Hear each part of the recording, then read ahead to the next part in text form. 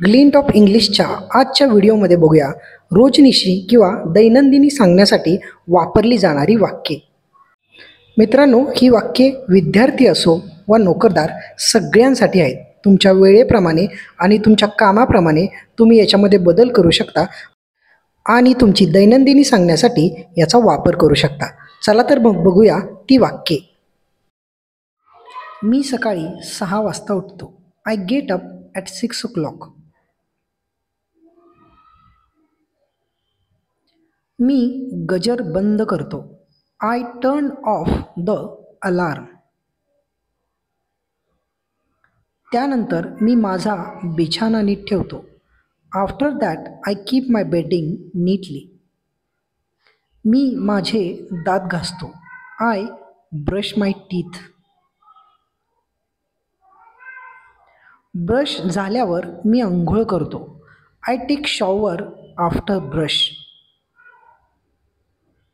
त्यानंतर मी तयार होतो. Then I get dressed.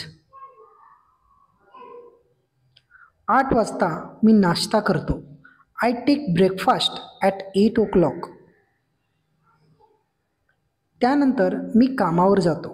After that I leave for office.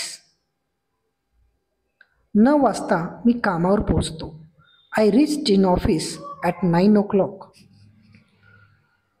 माझी कार्यालयाची वेळ सकाळी 9 ते संध्याकाळी 5 पर्यंत असते. My office starts at 9 and closes at 5. मध्ये मध्ये मी वामकुक्षी पण घेतो. I take short naps too. मोकळ्या वेळेत मी वर्तमानपत्र वाचतो. In leisure I read newspaper.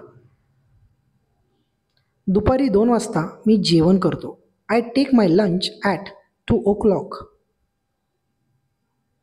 कधीकधी मी संगीत ऐकतो. Sometimes I listen music. संध्याकाळचे काम मी लवकर आटोपतो. I make hurry at evening. मी वेळेवर काम पूर्ण करतो. I finish my work at a time.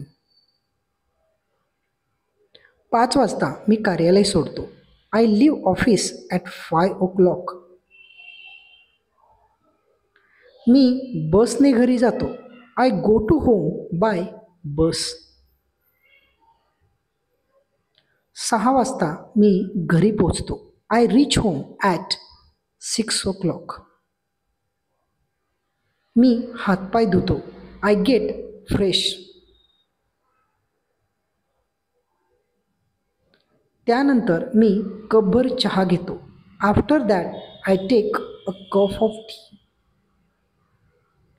मी थोडा वेळ टी व्ही पाहतो. I watch TV for a while. त्यानंतर काही मिनिटे मी भ्रमणध्वनी पाहतो. After that I spend few minutes in watching mobile. त्यानंतर मी जेवण करतो. Then I take my dinner.